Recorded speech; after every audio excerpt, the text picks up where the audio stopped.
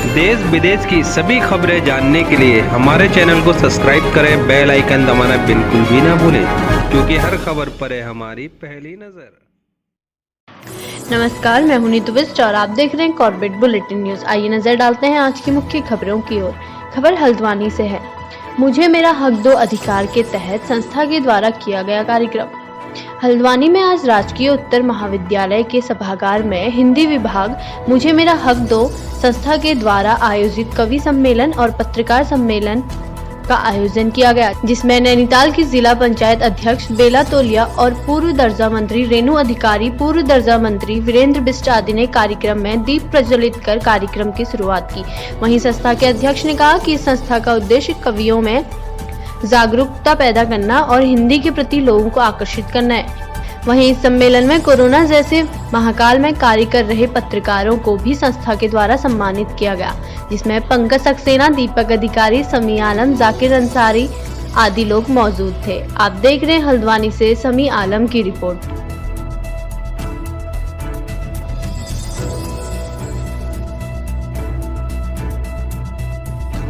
एक बहुत ही बड़ा महत्व है, क्योंकि हमारे साहित्य को जिंदा रखने के लिए कवि सम्मेलन बहुत ही आवश्यक है।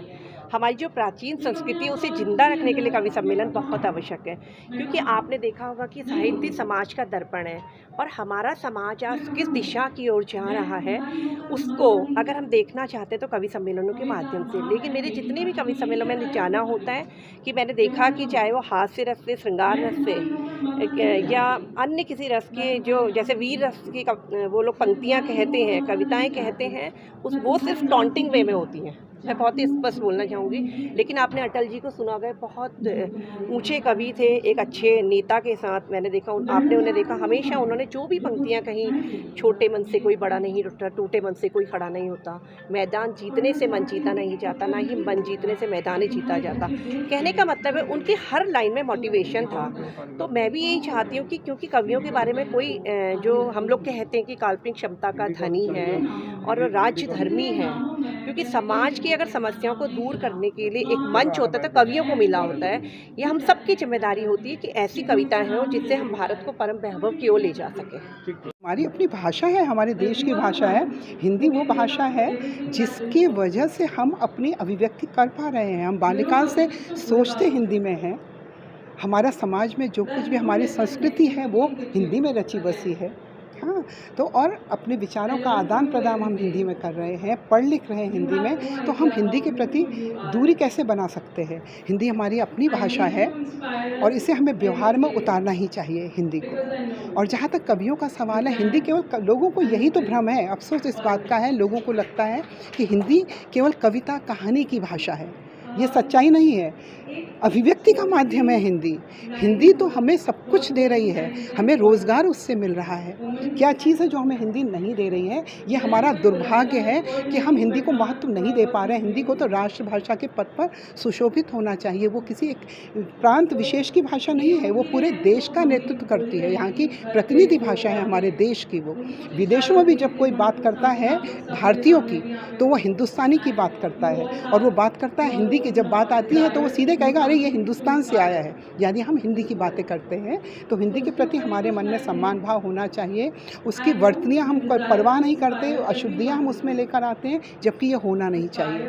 हमें उसका भी ख्याल रखना चाहिए, क्योंकि जो हमारी लिपि है, केवल हमें भाषा की बात नहीं करनी चाहिए, लिपि की बात भी करनी चाहिए, क्योंकि लिपि से ही हमारा जो विकास होता है। तो लिपि का भी हमें संरक्षण करना है और उसमें हमें काम करना चाहिए। हम रोमन लिपि का प्रयोग करते हैं, हमें उसे छोड़ना। कह रही क्या बोलूँ वैसे, जो आप मतलब क्या उद्देश्य क्या है कवि सम्मेलन का? ये इसलिए किया जा रहा है मुझे मेरा हक दो। ये उन औरतों के लिए लड़ती है जिनके साथ घर में छुपी हुई बातें होती हैं। जैसे कुछ तो डोमेस्टिक वायलेंस होता है, मार कुटाई, ये सब मालूम चलता है। इसके लिए हमारे पास कानून भी है, लेकिन हमारे पास जो हम जिस संस्था से मैं लड़ रही हूँ उसके लिए कोई कानून ऐसा नहीं है जिसके लिए हम लड़ सकें।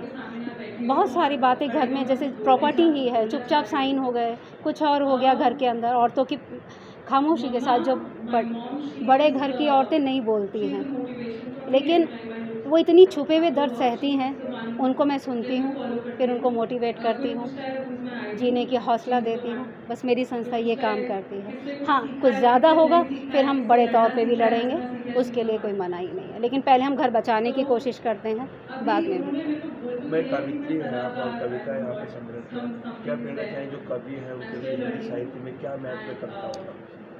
साहित्यकार का मतलब है दिल से सॉफ्ट होना, कोमल होना, लेकिन मैं यहाँ देखती हूँ कि दिल से कोमल नहीं होते।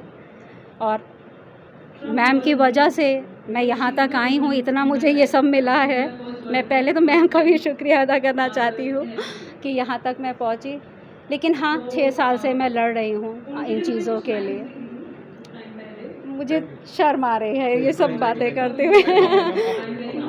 हाँ, आप आइए। आज यहाँ पर सौम्या दुबे द्वारा कवि सम्मेलन किया जा रहा है, मुझे हक दो और मेरी गूंज। क्योंकि जो महिलाओं पर अत्याचार किए जाते हैं, घरेलू हिंसाएं होती हैं, तो कई महिलाएं अपनी आवाज़ को दबा देती हैं। तो उस आवाज़ को उठाने के लिए, वो महिलाओं को आगे आने के लिए जो आज ये कवि सम्मेलन किया जा रहा है, ये इनके द्वारा बहुत ही सराहनीय है। क्योंकि जो कवि होता है उसकी अंतरात्मा से आवाज़ निकलती है, जो इससे समाज में जागरूकता आए।